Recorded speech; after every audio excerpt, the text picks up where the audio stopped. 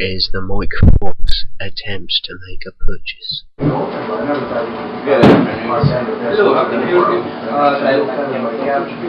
Yes, you can. I need to see your ID. Okay. This would be $14. $9.50 is crawl stock, it says it's $10. I'm sorry, the price changed already. It's not $14. Let me fix it. The official insurance partner on the National Hockey League. 15 minutes can save you 50% or more on your car insurance. You're sure? You really save you I'm sure. 50% or more on car insurance? $15. Johnny Daniels, Okay. You don't have cash register? I do have a cash register. It's under here. It's closer.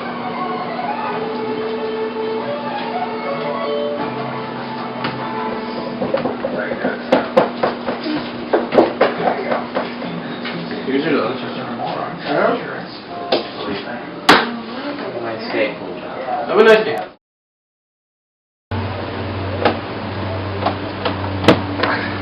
Hey, big brother. What's up, Michael? Nothing. I got a problem. Alright?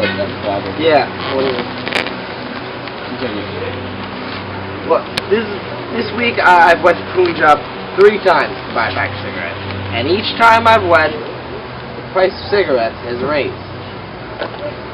3 times. It was $9.50, then $10. Well, no. Then it said $10, but it was really $14. Then I went again, and it was $14, but they raised it to $15. Well, why can they do that? Well, you see, Mike, to understand this issue, you have to know a little something about elasticity. It's like elastic city, okay? You see, prices affect the, how much consumers will buy things. Elasticity is essentially a measure of the responsiveness to change, okay? So the more elastic something is, the more likely a consumer is to respond to a change. However, the more inelastic it is, the less likely a consumer is to respond.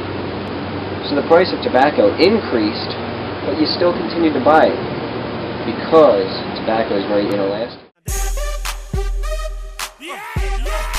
The 4 major determinants of price elasticity of demand are the extent to which close substitutes are available, whether the good is a necessity or a luxury, how broadly or narrowly the good is defined, and the time horizon. Substitutes are a determinant. For instance, if you have Rice Krispies versus sunscreen, sunscreen has no close substitutes, and therefore is inelastic. Rice Krispies have a lot of close substitutes, any kind of food just about, and therefore is elastic. When you want to look at substitutes, an easy example is insulin versus cruises. Insulin is a necessity. You don't have it, what do? You die. But a cruise line, it's a luxury. So a cruise line is much more elastic. Insulin is inelastic. So for example, if someone walks into the store to buy clothing, clothing's going to be much more inelastic than, say, underwear. Because clothing is a necessity, you really need it. But if you define it as underwear, there's substitutes. There's shorts and other things. The final determinant of price elasticity of demand is the time horizon. That is, long run versus short run. For example, gasoline in the short run versus long run.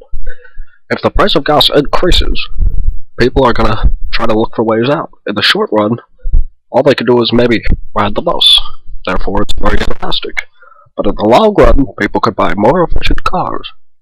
Therefore, it's more elastic.